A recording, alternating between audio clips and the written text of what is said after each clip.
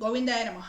ఒక నీచుడు జియర్ ఖాన్ అనే ఒక టైటిల్ పెట్టి పరమ నీచంగా పూజ్య చిన్నజీర స్వామి వారిని ఒక ముస్లింగా చిత్రీకరించి వీడియో చేయడం జరిగింది. కలియుగం కదా, మనుషుల్లో ఇలాంటి రాక్షస ప్రవృత్తి ఎక్కువగా ఉంటుంది. ఈ వీడియోస్ చూసేవాళ్ళు కామెంట్స్ పెట్టేవాళ్ళు, ఎందుకండి ఇలాంటి వీడియోస్, మనలో మనమే కొట్టుకోవడము, ఇలాగ మాట్లాడకండి. ఎందుకంటే కొన్ని వేల విష్ణువాలయాలు వైష్ణవ పరంపరను అనుసరించి జరుగుతూ ఉన్నాయి. మీరు అందరూ ఆలయాలకు వెడతారు, మొక్కుకుంటారు, తిరుమల వెంకటేశ్వర స్వామి వారి ఆలయంతో సహా.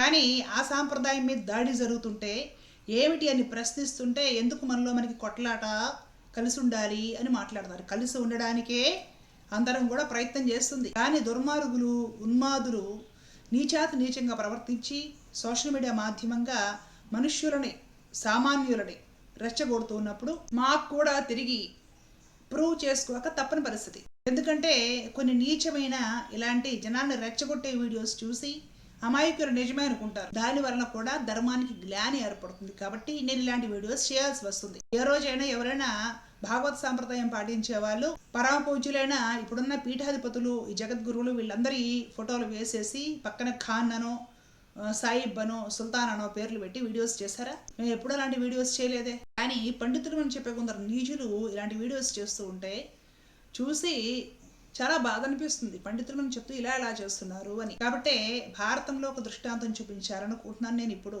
దయచేసి జిజ్ఞాసులు తెలుసుకునే ప్రయత్నం చేయండి. పాండవులు 12 సంవత్సరాలు వనవాసం చేసి సంవత్సరము అజ్ఞాతవాసము చేయడానికి విరాట రాజ్యానికి అంటే మత్స్య దేశానికి వెడతారు. ఎలాగా? మారు వేషాల్లో ఉండి విభిన్న రూపాలు ధరించి. పాండవులలో ప్రథముడైన ధర్మరాజు వారు కూడా విరాట కులువులోకి వెళతాడు. ఎలాగా? కంకుభట్టు వేషములో. అతను ఎలా ఉన్నాడు? ఇది మనకు వ్యాస భగవానుడు భారతంలో వివరించే ప్రయత్నం చేస్తారు. మహాభారతము వనపర్వము తర్వాత వచ్చే విరాట పర్వములో 7వ అధ్యాయంలో మనకి ప్రస్తావన కనపడుతుందన్నమాట. 7వ అధ్యాయము యుధిష్ఠిరుడు రాజసభలో ప్రవేశించుట. ఈ శ్లోకం మీరు స్క్రీన్ మీద చూడండి, నేను చదివి వినిపిస్తాను. ఇలా చెప్పి ధర్మాత్ముడైన ధర్మరాజు యమధర్మరాజును స్మరిస్తూ అతని అనుగ్రహము చేత తాను కోరిన రూపము వెంటనే పొందాడు. విరాటరాజు కొలువులో ప్రవేశించడానికి ధర్మరాజు వారికి ఒక రూపం కావాలి. ఆ రూపం కోసము, తనకిష్టమైన ఒక రూపము కోసము యమధర్మరాజు వారిని ప్రార్థించడం జరిగింది. ప్రార్థించి యమధర్మరాజు వారి అనుగ్రహము చేత తాను కోరుకున్న రూపాన్ని ధర్మరాజు వారు పొందారట.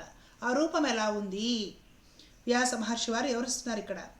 స్తవై ద్విజాతి స్తరుడస్త్రిదండ దృక్ కమండలూష్ణీషధరోన్వజాయత సురక్తమాంచిష్టవరాంబరః శిఖీ పవిత్రపానీర్దదృశే తదద్భుతం. అతడు యువకుడై త్రిదండము, కమండలువు, తలపాగా, మంచి కాషాయ వస్త్రము, తల మీద పిలక, చేతిలో దర్భ కలిగి బ్రాహ్మణ రూపము పొంది అందరికీ ఆశ్చర్యము కలిగించాడు. ఇది ధర్మరాజు వారు కోరుకొని యమధర్మరాజు వారిని ప్రార్థిస్తే తనకు లభించిన రూపము.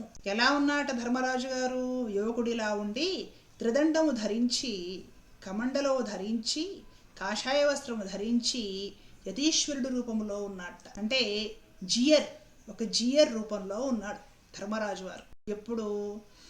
విరాట రాజు కొలువులో అజ్ఞాతవాసమ సమయంలో ఆ సంవత్సరం అంతా కూడా ధర్మరాజు వారు త్రిదండాన్ని ధరించి జియర్ రూపంలో ఉన్నారు. జియర్ లేదా త్రిదండము ధరించిన వైష్ణవ యతి రూపంలో ఉన్న ధర్మరాజు వారిని చూసి విరాటుడు ఎంతో ఆనందించి, విరాటుడు ఏం చెప్తున్నాడో ఒకసారి వినండి. విరాటుడు చెప్తున్నాడు, నీకు అప్రియంగా నడిచిన వారిని తప్పక వధిస్తాను. వారు బ్రాహ్మణులైతే దేశం నుండి బహిష్కరిస్తాను. ఇక్కడున్న ప్రజలందరూ నా మాటలు వినండి. ఈ దేశాన నేనెట్లు ప్రభువునో అట్లే ఈ కంకుడు కూడా. నేను ఎలాగ మీకు రాజునో, ఈ రోజు నుండి త్రిదండధారి అయిన ఈ యతీశ్వరుడి రూపంలో ఉన్న కంకుభట్టు ఇతడు కూడా మీకు ప్రభువే అని ప్రజలకు ఆదేశాలు ఇచ్చారు.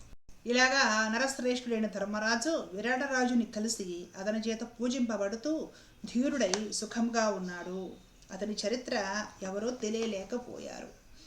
ఇతడు ధర్మరాజు ఇంద్రప్రస్థానికి ప్రభువు అన్న విషయము మరుగున పడి ఉంది, ఎవ్వరూ గమనించలేదు. త్రిదండము ధరించిన ఒక వైష్ణవయతి లేదా జియర్ అని అందరూ భావించారట ధర్మరాజు వారిని. ఆ త్రిదండధారిని చూడగానే విరాటరాజు ఎంతో ఆనందించి, నేను ఎలాగ ఈ మత్స్యరాజ్యానికి ప్రభువునో, ఇక నుండి ఈ కంకుభట్టు ఈ జియర్ వారు కూడా ప్రభువే, వీరి ఆదేశాలను పాలించాలి అని ప్రజలను ఆదేశించడం జరిగింది. అంటే మహాభారత కాలంలో త్రిదండధారులైన జియర్లని ఎంతగా ప్రభువులు కూడా సన్మానించారో గమనించాలి. అంటే అప్పటి నుండి ఆ కాలం నుండి కూడా జియర్ వ్యవస్థ ఉందనే కదా, త్రిదండధారులైన వైష్ణవీయతులు ఉన్నారనే కదా ధర్మరాజంతటి మహాత్ముడు ఏ ధర్మరాజు వారిని స్మరించుకుంటే ఈ భూమి మీద వర్షాలు పడతాయో, ఏ ధర్మరాజు వారి పేరు స్మరించుకొని ధర్మదేవత పులకించిపోతుందో, అలాంటి ధర్మరాజు వారు కూడా అజ్ఞాతవాసంలో ఉన్నప్పుడు తనను తాను మరుగుపరుచుకోవడం కోసము త్రిదండ ధారణ చేసిన జియర్గా వైష్ణవయతిగా సంవత్సరం పాటు విరాట్ రాజకులంలో ఉండటం జరిగింది. అలాంటి ఒక అనాదిగా వస్తున్న వైదికమైన సాంప్రదాయాన్ని పట్టుకొని ఏదో రామానుజుల వారు వచ్చిన తర్వాతే ఈ జియర్లు ఏర్పాటయ్యారు. ఈ త్రిదండం ధరించడం అనేది రామానుజుల వారి కాలంలో రామానుజుల వారే ప్రవేశపెట్టారు. ఇంతకుముందు ఎప్పుడూ లేదు. ఇంతకుముందు మా సాంప్రదాయం మాత్రమే. మిగతావన్నీ కల్పించిన పుస్తకాలు, రాసేసిన పుస్తకాలు. ఇంకా నీచాతి నీచంగా జియర్ స్వామివారిని పట్టుకొని జియర్ ఖాన్ అని పేరు పెడుతున్నాడు ఈ అభాగ్యుడు, నీచుడు, దుర్మార్గుడు. పుట్టుగతులు ఉంటాయా? అరే, ఆదిశంకర భగవత్పాదులు వారు వచ్చింది కలియుగంలో. జియర్ వ్యవస్థ ఎప్పటి నుంచో అనాదిగా ఉంది, మనకు భారతంలోనే కనపడుతుంది. నీది ఇష్టమైతే చక్కగా నీది పూజించుకో, దానిలో మంచి ప్రగతి సాధించు ఆధ్యాత్మిక జీవనంలో, తప్పు కాదు. అంతేగాని యతీశ్వరులను నోటికి వచ్చినట్టు బూతులు తిట్టడం ఏంటి? జియర్ ఖానా? ఏ ఒళ్ళు నాలిక అంత కొవ్వెక్కి మాట్లాడతారా? ఒళ్ళు బలిసి మాట్లాడతారా ఇలాంటి మాటలు? టిప్పు సుల్తాన్ దగ్గర నుండి ఎవరెవరు త్వరకలతోటి అంటగాగారు, సాయిబులతోటి ఎవరెవరికి సాయిబులతో స్నేహం ఉందో, వాడితో టోపీలు పెట్టుకొని ఎవరు తిరిగారో, వాళ్ళని ఎవరు వాటేసుకున్నారు, టిప్పు సుల్తాన్ లాంటి మతోన్మాదుల కోసం చండీ హోమాలు ఎవరు చేయించారో, ఎవరు స్నేహం చేశారో, ఈ చరిత్రలు మొత్తం వివరాలు ఫోటోలతో సహా మేము వీడియోలు చేసామనుకో తలెత్తుకోగలుగుతారా? ఏమైపోతారు? వివాదాల్లో పడదలుచుకోక, ఇష్టము లేక, వివరాలు మా దగ్గర ఉన్నా సరే మేము ఎప్పుడూ వీడియోస్ చేయలేదు. అన్నీ కూడా దోషభూయిష్టమైన విషయాలు, నీచమైన విషయాలు. అనాదిగా ఉన్న ఒక భాగవత పరంపరను, అనాదిగా ఉన్న ఒక త్రిదండి ధారణ చేసిన యతులను, జియర్లను నోటికొచ్చినట్టు మాట్లాడటం, ఇదేదో నిన్న మొన్న కల్పించిన సాంప్రదాయం అన్నట్లుగా ప్రజల్లో క్రియేట్ చేయడం. ఇలాంటి సందర్భంలో మేము కూడా మన శాస్త్రాలు తీస్తాం. ఇష్టం వచ్చినట్టు సాంప్రదాయ దోషంలో చేయడము, అది కూడా అనాదిగా ఉన్న అత్యంత సాత్వికమైన ఒక పరంపర, శరణాగతి పరంపర, భగవంతుడిని చేరే ఒక మార్గం. దాన్ని ఇష్టం వచ్చినట్టు దూషిస్తూ ఆ సాంప్రదాయంలో ఉన్న జియర్ స్వాములను పట్టుకొని జియర్ ఖాన్లు అనేసి పేర్లు పెట్టి ఒళ్ళు బలిసిన చేష్టలు, ఉన్మాదపు చేష్టలు చేస్తే ఈ కుక్కల్ని వాయించడానికి, ఈ పిచ్చి కుక్కల నోర్లు పూయించడానికి మేము సిద్ధంగా ఉన్నాము. మేము శాస్త్ర ప్రమాణాలతో వస్తాం. ఈ సాంప్రదాయం మీద వేల కొలది విష్ణువాలయాలు నడుస్తూ ఉంటాయి. ఇప్పుడు ఈ సాంప్రదాయాన్ని దెబ్బకొట్టాలని చూస్తే ఇప్పుడు ఈ గుళ్ళన్నీ ఏమైపోవాలని? ఇది ద్రోహం కాదా ధర్మానికి? ధర్మం మసుగులో ఉండేసేసి ధర్మానికి ద్రోహం చేస్తారా? ఎవరు చూస్తూ ఊరుకోరండి. ఖచ్చితంగా కౌంటర్ వీడియోస్ వస్తాయి, శాస్త్ర ప్రమాణాలతో వస్తాయి. జనాలు నిజాలు గ్రహించే ప్రయత్నం చేయండి. రెచ్చగొట్టడానికి ఎవడన్నా రెచ్చగొడతాడు, రెచ్చిపోతే మీరు పిచ్చివాళ్ళు అయిపోతారు. నిజాలు గ్రహించే ప్రయత్నం చేస్తే జ్ఞానులు అవుతారు. ఎలా బ్రతకాలనుకుంటున్నారనేది మీ చేతిలో ఉంది. ధర్మో రక్షిత రక్షిత. జై శ్రీమన్నారాయణ. కృష్ణార్పణం.